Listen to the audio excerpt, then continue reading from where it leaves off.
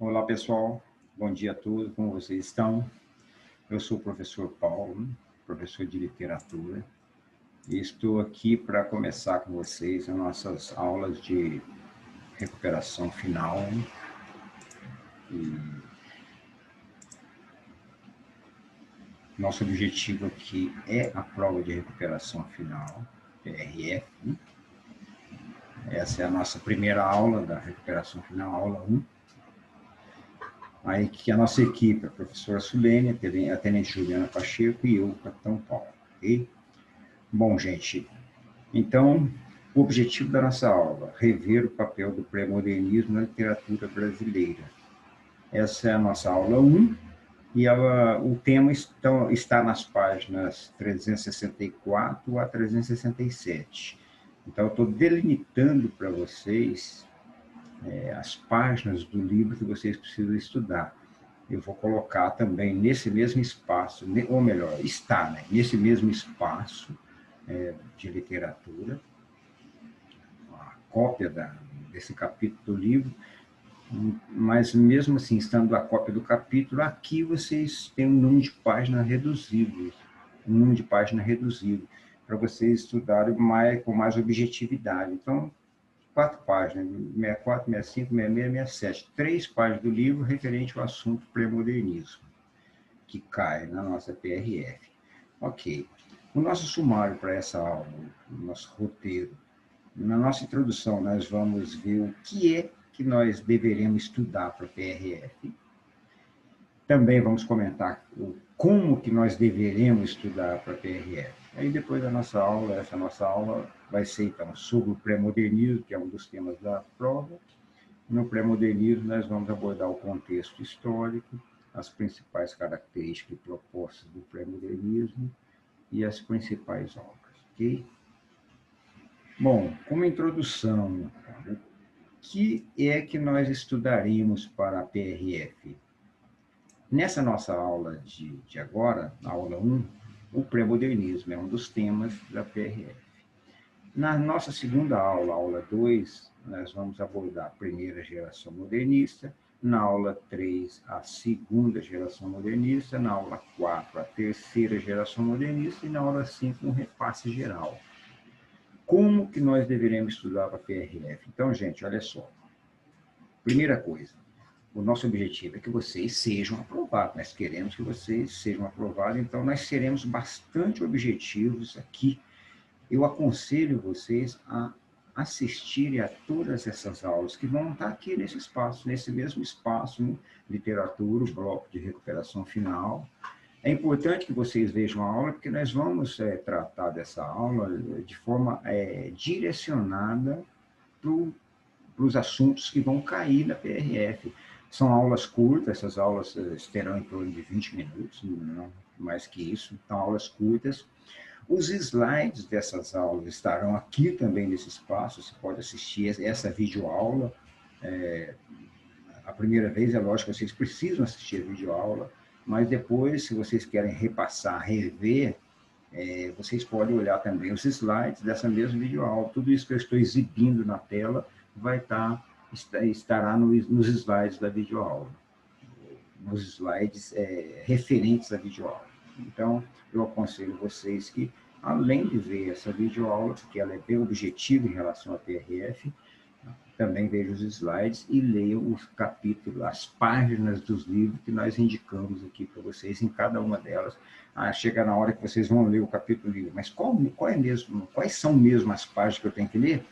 Abre os slides da aula e logo no começo vai estar lá um slide indicando quais as páginas do livro que vocês devem estudar. Okay?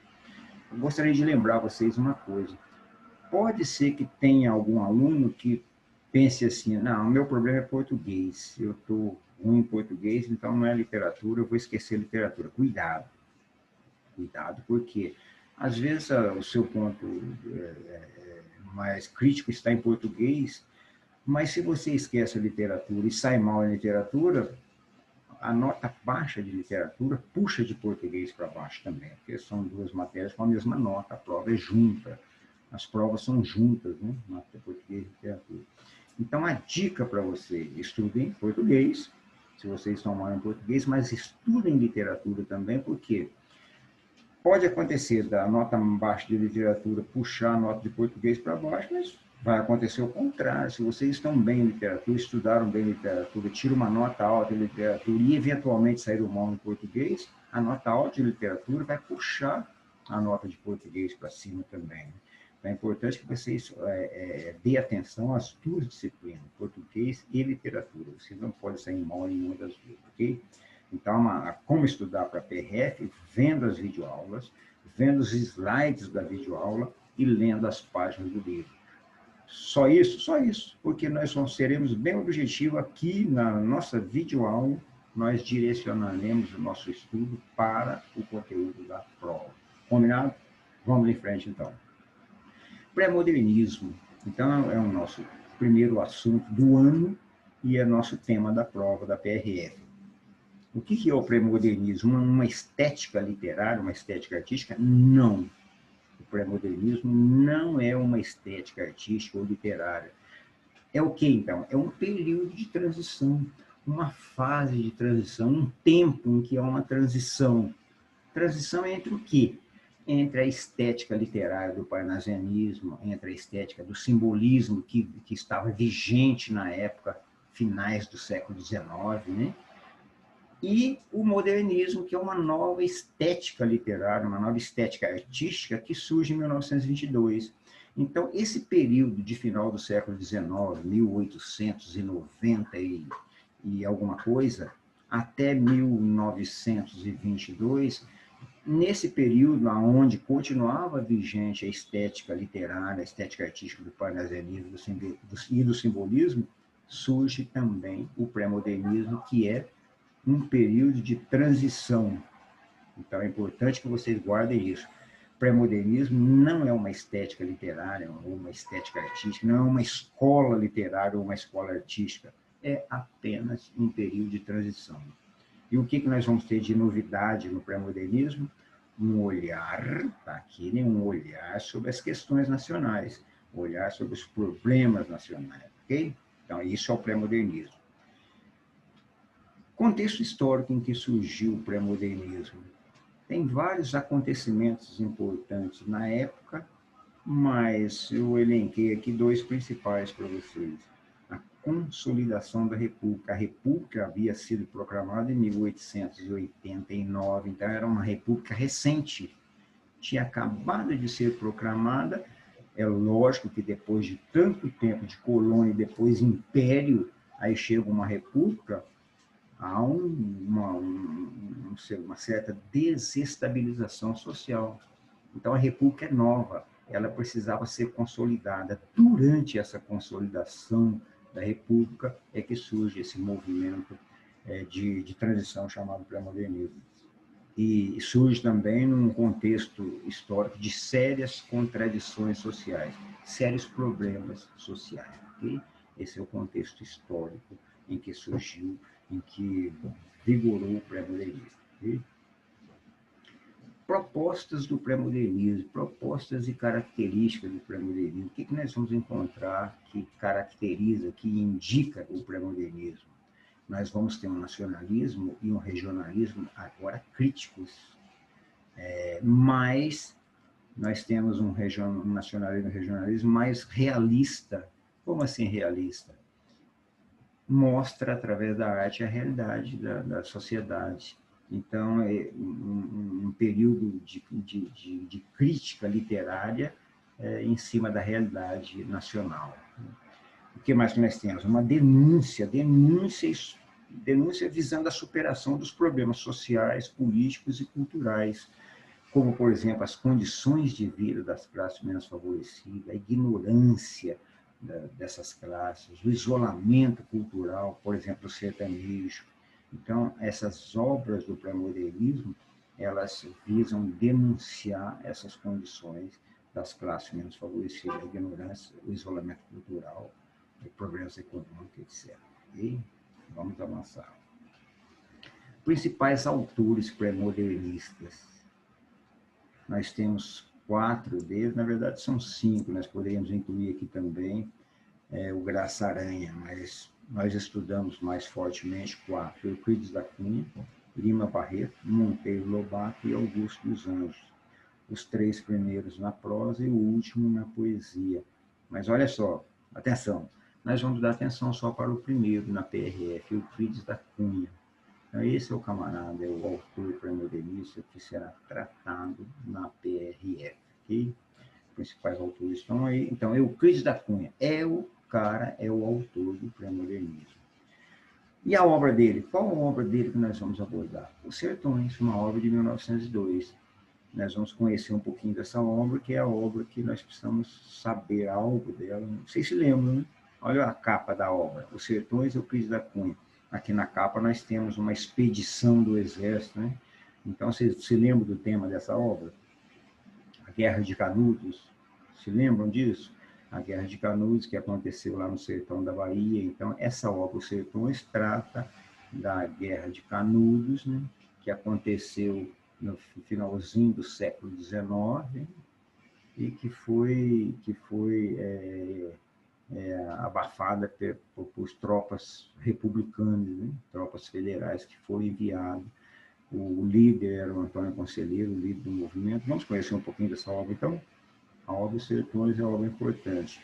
Os Sertões, quem é o autor? Euclides da Cunha, pré-modernista. O cenário da obra, o sertão baiano, a Guerra de Canudos. É uma obra crítica que retrata a dura realidade social, econômica e cultural do sertanejo, o isolamento cultural do sertanejo, né? Já que o nosso cenário é o sertão da Bahia. E como que é a linguagem da obra Os Sertões? É uma linguagem coloquial, próxima à fala popular? Não. É uma linguagem culta, uma linguagem formal, uma linguagem de difícil entendimento, uma linguagem próxima à linguagem artística, jornalística. Ué, mas o pré-modernismo era uma linguagem coloquial?